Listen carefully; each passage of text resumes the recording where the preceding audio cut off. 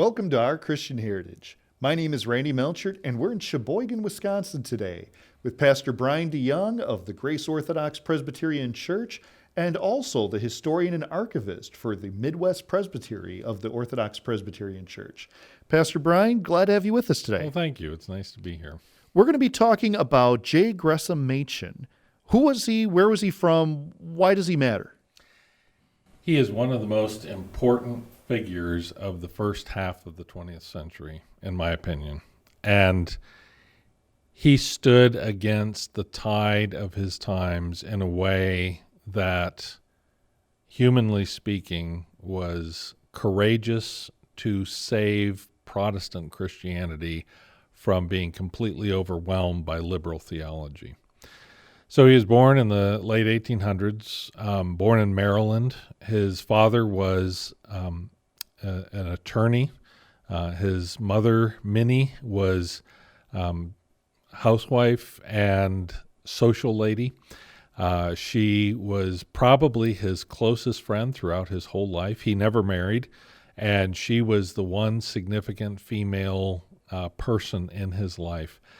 They wrote letters back and forth together over many years. There's thousands of letters between the two of them. He rises to prominence in Presbyterian circles, and he is involved in what is sometimes called the Presbyterian conflict, the fundamentalist modernist controversy of the 1920s and 30s. He taught at Princeton Theological Seminary and was instrumental in the fight against liberalism there, and then left there, founded Westminster Theological Seminary in Philadelphia, and he was also one of the founding fathers of the Orthodox Presbyterian Church. So he is someone that the OPC looks to as one of the real influences on our beginning as a denomination. So where did his background come from? What was his upbringing? What were the influences on his life growing up? Well, he had kind of an interesting blend. Living in Baltimore, he was part of that society which had some northern influences, but also a pretty heavy dose of Southern Presbyterianism. His mother was from Macon, Georgia, and so he had family connections in the South. He was in the Southern Presbyterian Church growing up, and very much influenced by the kind of the Southern Presbyterian perspective and outlook. Now, this time, the Presbyterian Church was split. There was two separate Presbyterian churches in America. You had the Presbyterian Church USA, which was the Northern Presbyterian Church, and the Presbyterian Church US, which was the Southern branch. And that had split, of course, because of the Civil War, and they were not to reunite until 1980s. So they were two different churches, but they were very similar in theological outlook and perspective. Now, I would say that the Northern Church tended to go in a liberal direction more quickly and more thoroughly than the Southern Church did, but those same forces were at work in the Southern Church as well. So Machen comes out of a family background which is very cultured. He grew up with parents who appreciated the fine things of life. When his father first began his law practice, he was kind of an unemployed lawyer who was trying to make his way in the world. He developed a reputation in Baltimore as one of the finest lawyers in the city. And by the time Gresham was born, his father was a very established lawyer. They had enough means where they could travel during the summers. They would go up to Maine, in the area around Acadia National Park, in the Bar Harbor area. They also enjoyed vacationing in the White Mountains in New Hampshire. And so he grows up in a very comfortable setting. And he's given a very good education. He went to Johns Hopkins and got his bachelor's degree, and then he went on and studied at Princeton University and Princeton Seminary and earned his higher degrees. He was a very gifted scholar, especially in New Testament studies. He loved Greek and he taught Greek. That was one of his areas of emphasis and specialization. But he was really a fighter for the truth, too. So even though he had academic abilities and gifts, he also had a passion for the truth of the gospel. Now, his own spiritual journey was rather slow developing, where he was not sure about his faith. He went to Europe and spent some time studying in Europe, traveling in Europe, and he sat under some theological liberals in Europe. One scholar that especially impressed him was a man named Hermann.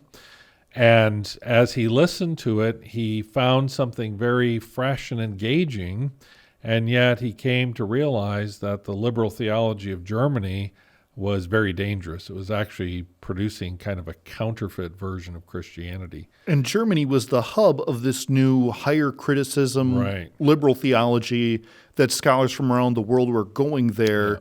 This was the hub of it, and here he is right in the hub of this new theology. Yeah.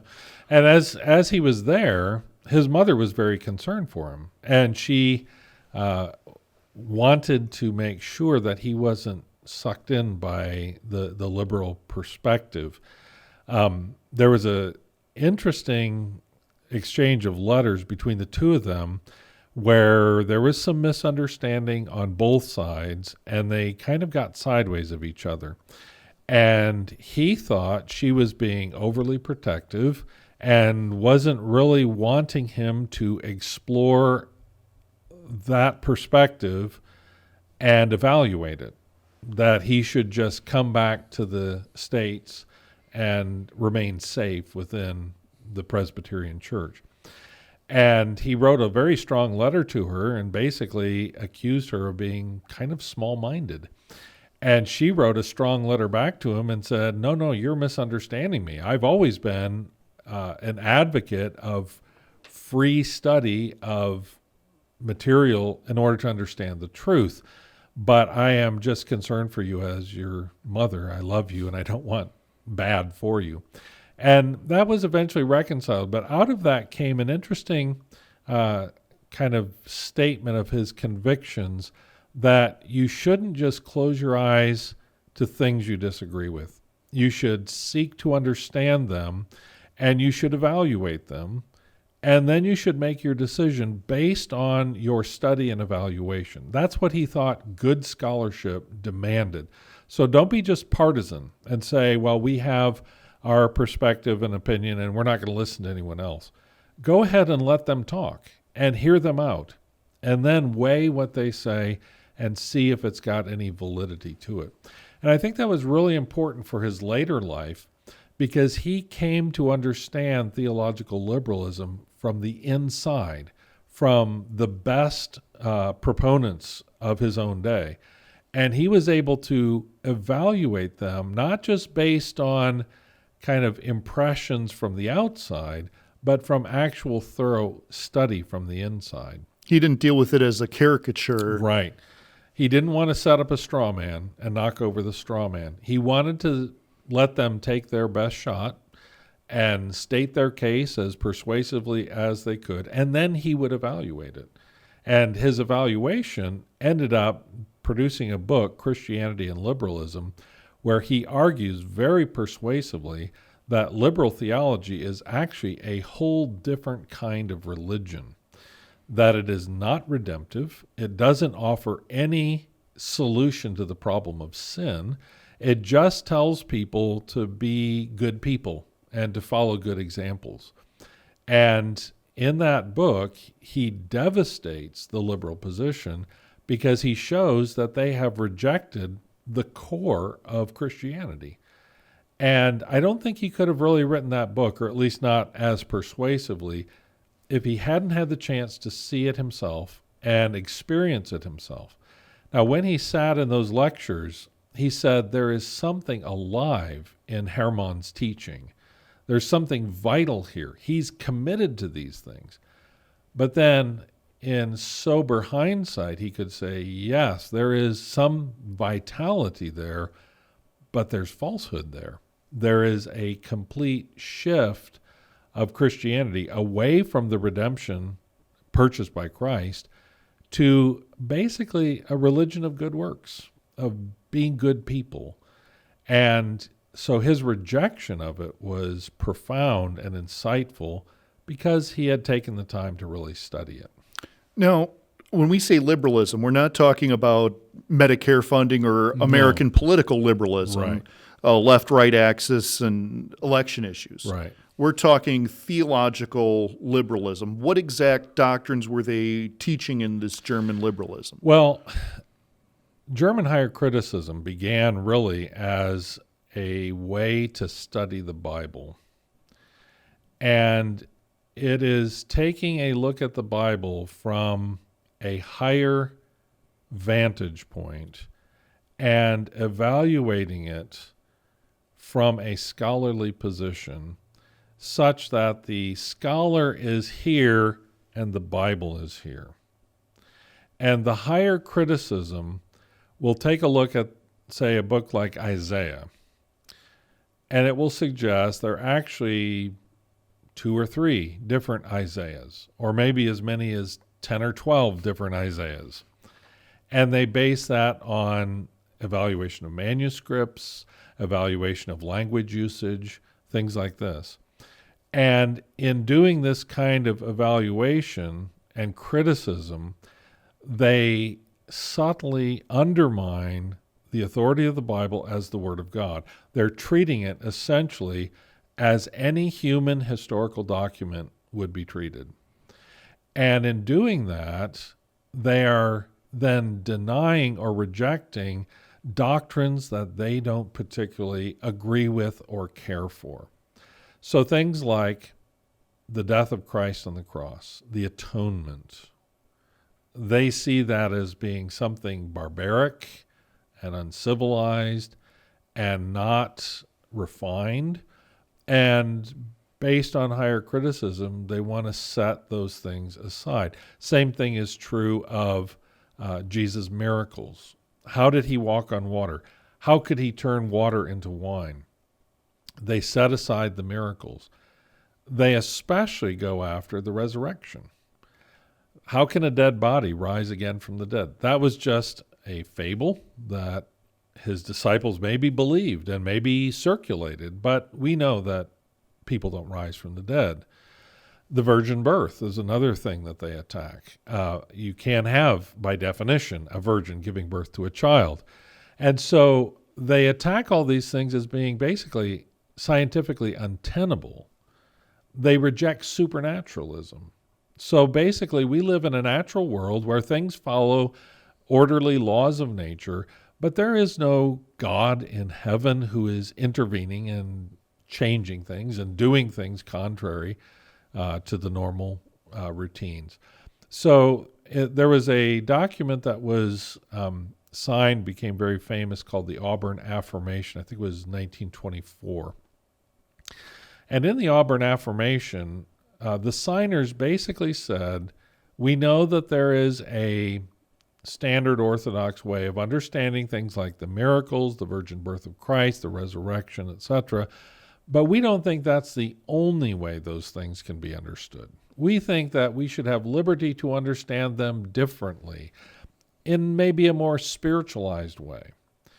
And in doing this, they gutted historic Orthodox Protestant Christianity of all the truth that is important for man's salvation.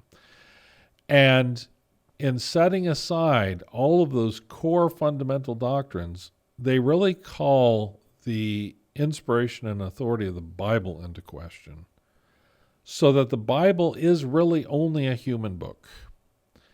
They call the deity of Christ into question. He was a good man. He was a teacher. He was a good teacher. He was a moral example, but he was not the Son of God.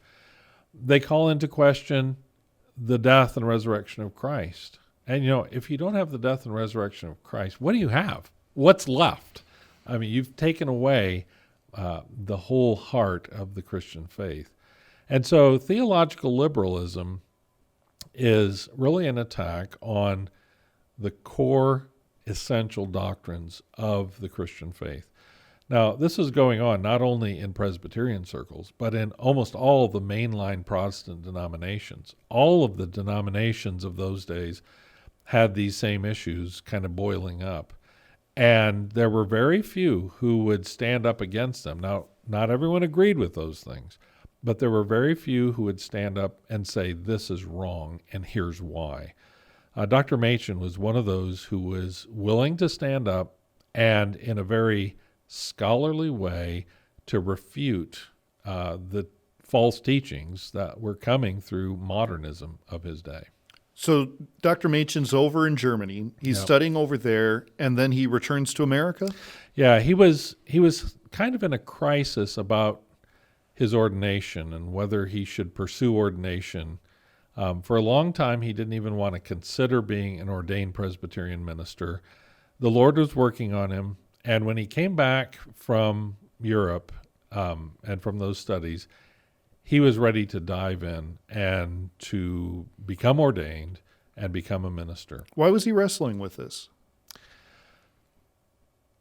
I think he had a sense of the importance of the ministry and the gravity of that calling to be a minister of the gospel.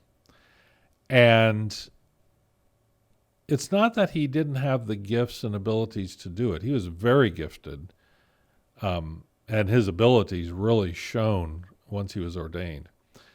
But he was just cautious and sober about these things. And frankly, I wish there were more people who viewed the ministry in such a serious way, that it's not just something you jump into to see how it works.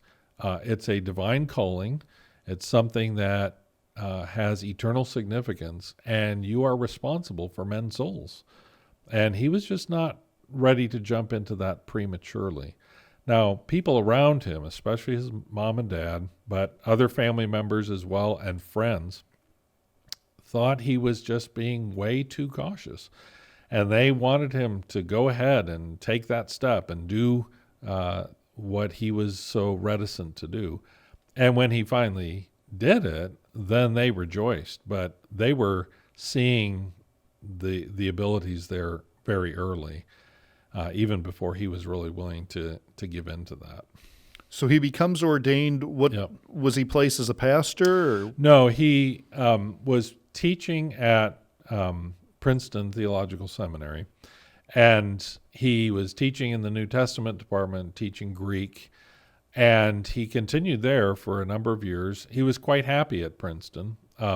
Number of different colleges and institutions wanted him to come and to be their president or their spokesman, and he just wanted to stay at Princeton and continue teaching. It was a very comfortable and predictable place for him. As the conflict became more pronounced, as he was seeing the writing on the wall, so to speak, the temptation to leave was strong, but he felt that he had a duty to stay. Who were some of these people at Princeton? What was this environment like?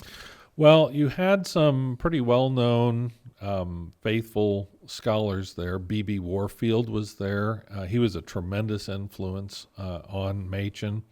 Gerhardus Voss was teaching there, and Voss, again, had a great influence on him.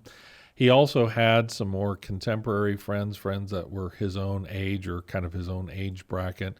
William Brenton Green was someone that he was very friendly with and worked with. They were all very warmly supportive of him. They all could see that he had great ability, that he was something of a diamond in the rough. And they had a feeling that he was really destined for great things. But he didn't want to admit that or face that. He was, I wouldn't say he was shy, but he was somewhat reserved. and he didn't have an overinflated opinion of himself or his gifts. And that is one thing which made him so useful. He was a very humble man and a very strong, faithful defender of the faith. So he's sitting here at Princeton University. What's the time frame that he's here in the faculty? This is in the 20s and up into the early 30s. And as things are happening at Princeton, there is more and more of a liberalizing influence. Now, while he was there, he was doing pulpit supply at a church in Princeton. So he's preaching every Sunday. And as he's preaching, some of the liberals in the congregation are understanding what he's saying and not liking it at all. And they begin making something of a stink. There was one particular man, Dr. Van Dyke, who had been a family friend of the Machens, and he engaged in a very public row with Dr. Machen and accused him of being basically a bad influence on the church. And Van Dyke was not going to go back to the church until Machen was no longer preaching there again. Now, another figure that was involved here was Woodrow Wilson, because Woodrow Wilson was the president, I believe, of the university, and there in Princeton, the Wilsons were quite significant people. Of course, Wilson goes on to become president of the United States. The Machens knew the Wilsons, and Dr. Machen would occasionally eat at their home and felt like there was something of a personal connection there. But Dr. Machen did not agree with Woodrow Wilson's politics or his policies once he became president. So, there's all kinds of things going on. One particular figure who was quite antagonistic was Frank Stevenson, who was there at the seminary and was exerting influence, pushing things in a more liberal direction. There's a great tug of war going on between the faculty. Would they become more and more modernistic and liberal, or would they retain kind of their heritage as a seminary? Now, Princeton Seminary had been really the bastion of conservative orthodoxy for a long, long time.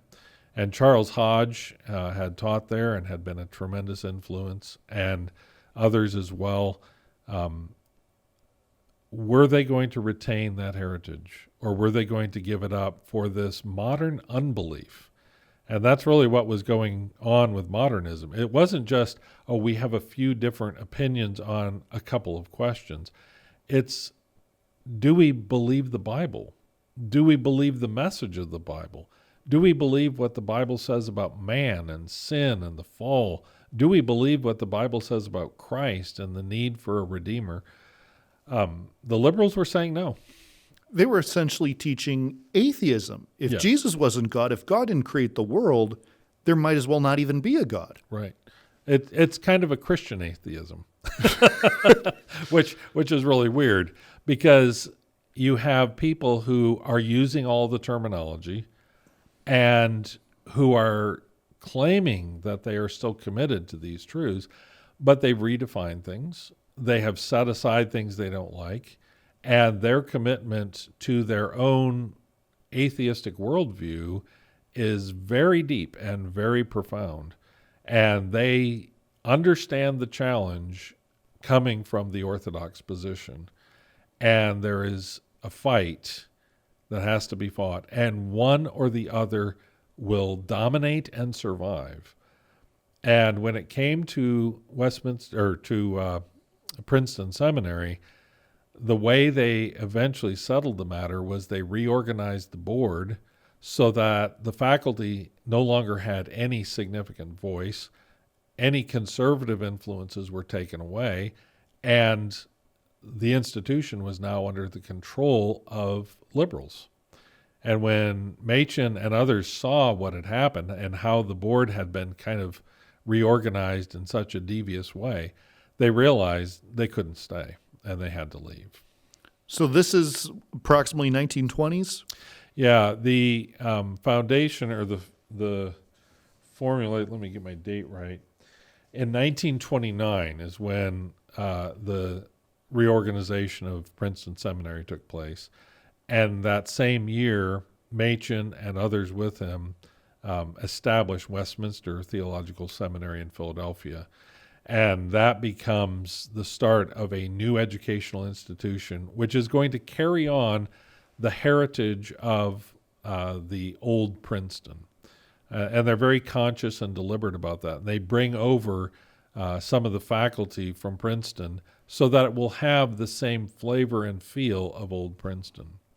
Now, how did the Presbyterian Establishment take this? Because all of a sudden, if you're going to break away and start your own seminary...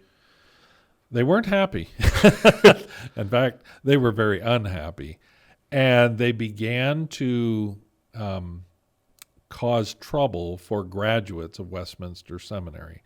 So if you were a graduate of Westminster Seminary and you wanted to go take a call to be a Presbyterian minister, let's say in California or Wisconsin or wherever, the word was out, we don't take Westminster men. And those that did get examined and ordained faced trouble down the line, so that eventually the division between the two institutions was kind of formalized by the church. And the church was saying, basically, we have our institution, we think it's doing fine, and you need to stop causing trouble with your divisive, schismatic efforts. This is true not only in terms of the educational arena with Westminster, but also in foreign missions. And this is another side of the Presbyterian conflict that is really quite significant. The Foreign Missions Board of the PCUSA was allowing modernist missionaries to go out. So like Pearl Buck was a PCUSA missionary to China. And Pearl Buck's perspective was that these poor Chinese people do not need to be force-fed Christianity because they have their own culture, they have their own religion, and we should respect them and allow them to continue in their own cultural and religious condition. And so we shouldn't force Christianity upon them. Well, if you have missionaries who won't preach the gospel and who are allowing unbelievers to remain unbelievers, there's something really deeply dishonest about that. And as this became known and publicized, Machen and others said, we can't in good conscience support the missionaries that our own Presbyterian board is sending out. And we think that we want missionaries to go out who will really believe and preach the gospel. So they formed what became known as the Independent Board for Presbyterian Foreign Missions.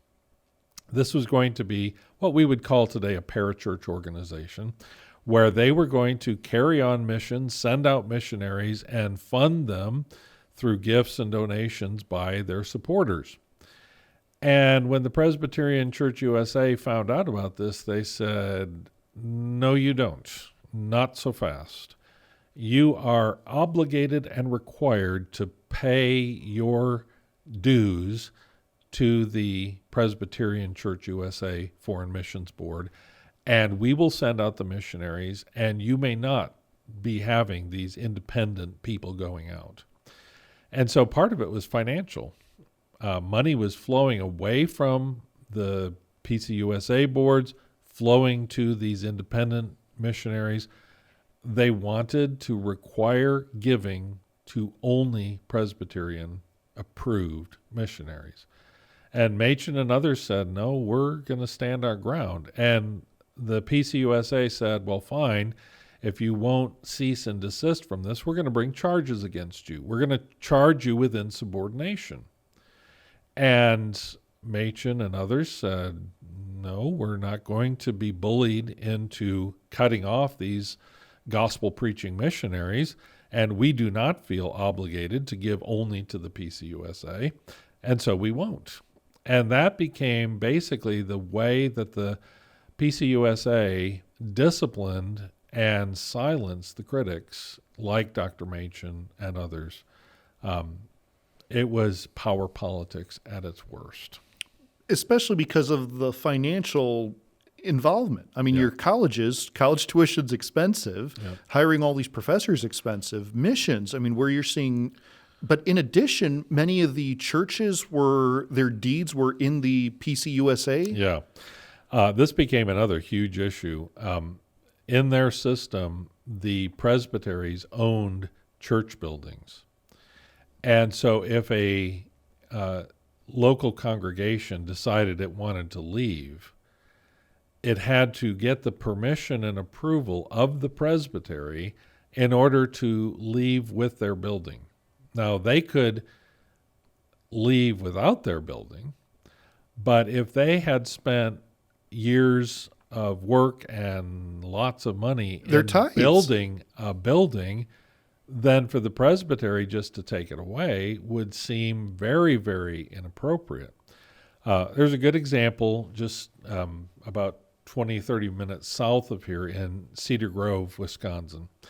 The first Presbyterian Church, PCUSA, of Cedar Grove had some conflict. Their pastor questioned what was going on in the denomination. He was disciplined, and he was put out of the denomination. And the presbytery came and basically took over the building. And the people of the congregation almost entirely said, no, we are going to continue to worship together, but we're not going to be PCUSA. They formed a congregation which became part of the Orthodox Presbyterian Church. But their building was stolen out from underneath them. So they ended up having to build their own building, and now they've got this beautiful structure down in Cedar Grove. But just across town is the old PCUSA church, which belonged to the presbytery. And when the OPC formed, the OPC said, we're not going to have the presbytery or the denomination owning church buildings. Those church buildings belong to the congregations that build them, that funded them, and it would be wrong for us to do that. So we kind of learned from that mistake. So J Gresham Machen is at this point in history where control of the church buildings, control of the mission boards, control of the colleges is all at stake, and he's being disciplined out of the Presbyterian Church. Yeah, and the really shameful thing, and this kind of still is difficult to swallow, when he was brought up on charges, he was actually a member of the Philadelphia Presbytery. He had transferred his membership.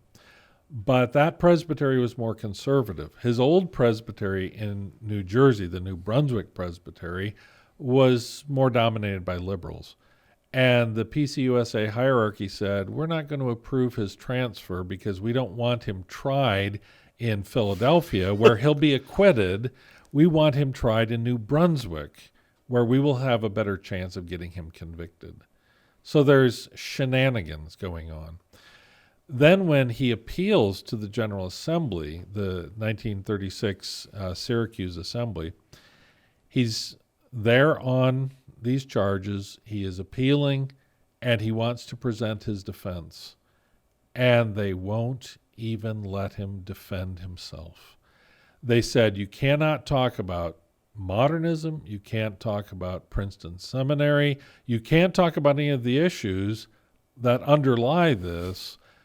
We're not going to let you really defend yourself. And Machen and his counsel sought to present their case, and they were basically told, no, you can't. So they were disciplined without an opportunity to really engage in a reasoned, rational defense of why he did what he did. That's injustice. That's ecclesiastical tyranny. And they felt, and I think rightly so, that the Presbyterian Church had lost its way, and it was no longer a Presbyterian church in the true sense of what Presbyterianism should be. Now, one of the things about Presbyterianism is that we believe in connections. So local churches are part of regional bodies, presbyteries, and the presbyteries are all part of the denomination, the General Assembly. So that if someone is brought up on charges in the local congregation and they think they've gotten a raw deal, they can appeal to the presbytery, which is the next step up, basically. And if they present their case before the presbytery and they still feel like they didn't get justice, they can appeal to the General Assembly. And there's a sense where we can always appeal to the broader higher courts. And certainly, if we can't get justice locally, we should be able to get it regionally. If we can't get it regionally, we'll get it on the denominational level. Well, the court system in the PCUSA was broken. It was controlled by the liberals who said, you will do what we say, period. And you will not speak against us, and you will not be allowed to stop giving to us. We want your money, and we want your submission. And Machen said, no, this is not Presbyterian anymore. And so there was a great struggle over control, power, tyranny, and that kind of only complements the doctrinal issues at play. It was a really messy time. So where did Machen go? Well, I'll touch on three different things. He obviously starts the Westminster Theological Seminary, and that's where he goes vocationally. So he taught at Westminster from their founding in 1929 until he passed away on January 1st in 1937. And he was really the leading light of the faculty there. The independent board of Presbyterian Foreign Missions was kind of a different story. There were differences of opinions within that board. There were some members who were more fundamentalist and not as reformed, and they felt that the influence of the Westminster faculty and of Dr. Machen was not what they wanted. And basically, they were able to vote Dr. Machen out of his position on the independent board. And so the independent board for foreign missions, for Presbyterian Foreign Missions, which he poured his heart into, was kind of snatched away from him by his own allies. And that hurt him very deeply. Some say that he never really got over the disappointment of that. But as far as his church involvement and his credentials as a minister, when the General Assembly of the PCUSA in 1936 upheld the cases against him and a number of others, he and others gathered together to form what became the Orthodox Presbyterian Church. So in June of 1936, there was a gathering of ministers, June 11, ministers and elders, and they officially formed what was then called the Presbyterian Church of America. Now, don't be confused with the Presbyterian Church in America, which is a different body which exists today in our country. The Presbyterian Church of America was the original name for this new group. The PCUSA did not like that. They felt that that was a name which was too close to their own name, Presbyterian Church of the USA. But at the same time, there's a Presbyterian Church of the U.S. Right. Yes. So it's getting a little confusing. It's very confusing. But they're also just a little bit irritated, a lot irritated, with these conservatives who have withstood them and won't submit to them. So when the Presbyterian Church of America announces its formation and its name, the PCUSA takes us to court and says, this name is too close to our name, there will be such confusion, and could the court please order them to change their name? Now, let's take a time out right here. According to 1 Corinthians 6, Christians do not take Christians to court. You don't do that in front of unbelievers, but that's what they did. So the court agreed with them and said, yes, the names are too similar. So new group, you have to choose a new name for yourself. Apparently there were various names thrown around. They settled on the Orthodox Presbyterian Church. Now, Orthodox often sounds to people today like Greek Orthodox or Russian Orthodox. We are not in any way connected to Eastern Orthodoxy, and we don't agree with Eastern Orthodox theology.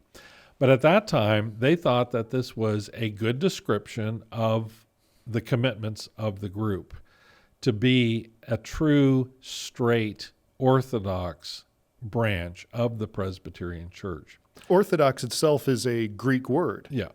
Orthos meaning right, dox meaning doctrine. Yeah, so it's a perfectly good word. But the interesting, and I think kind of curious little side note on this is the implication that the other church, the old church, is the unorthodox Presbyterian Church. And really, that's what our founders believed. They wouldn't have left the PCUSA if they had felt that this is still a good and true and sound church. But they felt that the PCUSA had lost its way, and we needed to stay true to the Word of God and to the gospel. And so we became the Orthodox Presbyterian Church. The first meeting was held in June. There was another General Assembly held later that year. And then the third General Assembly was held the following June. In that time, there was something of a growing division within the ranks of the OPC, that there were some who wanted the new denomination to be officially dispensational premillennial and wanted it officially to endorse abstinence from alcohol. Those two issues were extremely important to a certain segment. And the Third General Assembly discussed and debated these things and chose not to take the abstinence position. And they also chose to not endorse dispensational premillennial eschatology. And because of that, a significant number of men and churches left the new denomination, and they formed what became the Bible Presbyterian Church. And so there was a lot of upheaval throughout those early years of just trying to find our identity, who we were and what we stood for. And we were this little tiny denomination that numbered in the tens of thousands as opposed to millions of PCUSA. And yet, God was faithful to preserve.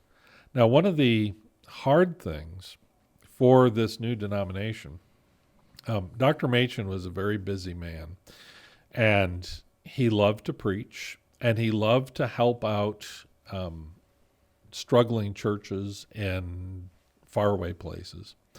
So he received an invitation to come to North Dakota in the wintertime. That gets rather cold out there. It's very cold there. It was a time where he was physically exhausted.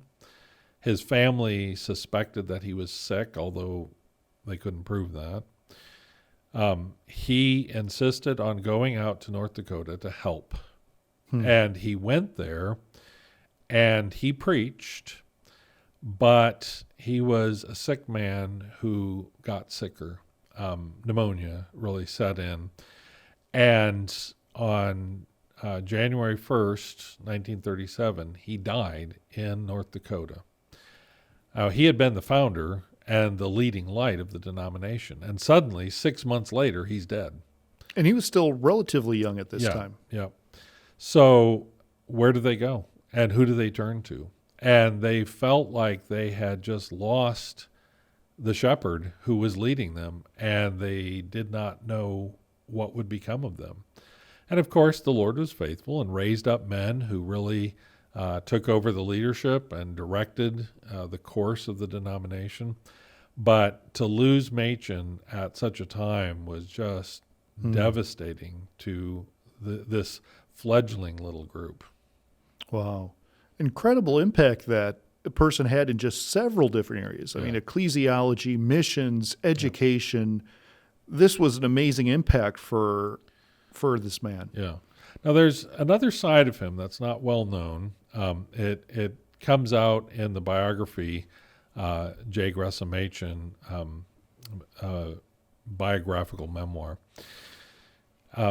He was a man who had a great desire to help people who were in difficulty. And there was a particular man, and they only give the initials in the book, so we don't know exactly who he was.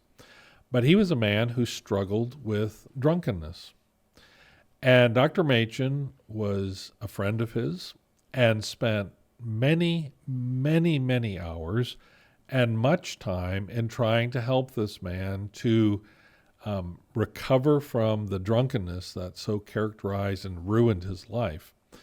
And the guy took advantage of Dr. Machen, and yet Dr. Machen continued to help him, to intervene in his life. Sometimes he would have to travel to find him and to put him kind of back on the wagon again. He found him work. He found him a place to live. He found him a church to be connected with. And he was just constantly giving to help this poor man. Now, people see him, and he was greatly reviled in his day because he was so staunch in his conservative opinions. People see him as this kind of domineering doctrinal influence. He was a humble Christian who loved this particular man and cared for his needs and served him and helped him.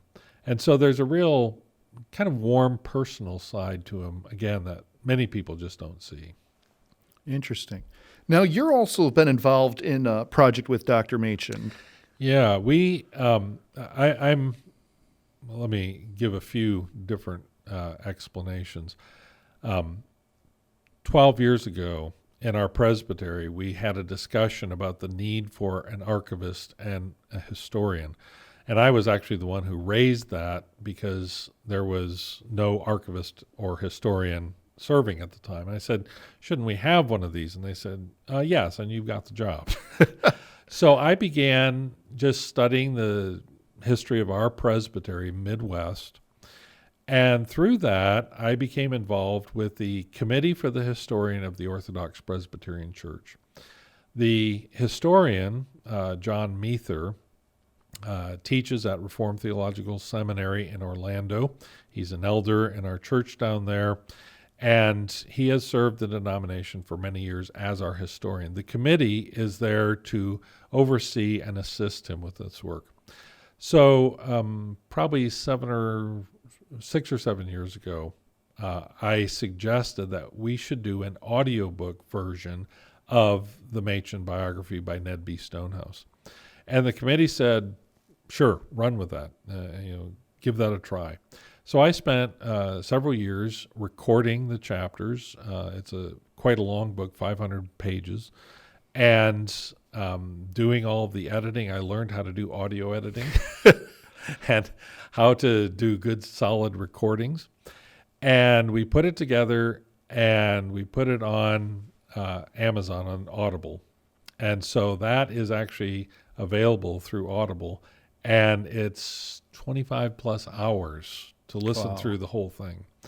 But that gave me a chance to really comb through the life of Dr. Machen and to really understand and appreciate him in ways that I really hadn't. I had general impressions, but spending that amount of time working on that project really, really showed me some things about him which were quite impressive. And he was somebody who was willing to challenge the entire denomination, the educational elite, the German philosophers that were the dominant at that time, willing to be someone to stand against pretty much the entire world. he had the courage of his convictions that what he stood on was the Word of God. And, it's kind of the same attitude that Luther had at the Diet of Worms. Here I stand, I can do no other, God help me. This is the Word of God, and it's true. And he stood up against the ridicule and abuse of so many. He was willing to fight for the truth because he knew it was the truth. And when people opposed him, he didn't take it personally. He didn't feel like, well, people are just picking on me and they're being mean to me. He knew that this was a great spiritual battle that was going on, not only for individual men's souls, but a battle for the direction of the Protestant church in the United States and really throughout Europe as well. When you see what's happened to the Protestant church in Europe, it's just devastated. There's hardly anything left. It's a shell of what it used to be. I think if Dr. Machen and others like him had not stood up for the truth in their own day, we would be in a similar situation. And that's not to say we're robust and healthy and everything is as it should be now. But if there hadn't been men of courage like Dr. Machen, it would have all been swept away and there would be nothing left. And so God raised Dr. Machen up for a fight, a battle that he was willing to fight, and he fought it until the day the Lord called him home. Wow. Well, thank you so much for sharing with us the story of Dr. Machen. This is Pastor Brian DeYoung of the Grace Orthodox Presbyterian Church in Sheboygan and the archivist and historian for the Orthodox Presbyterian Church, Presbytery of the Midwest.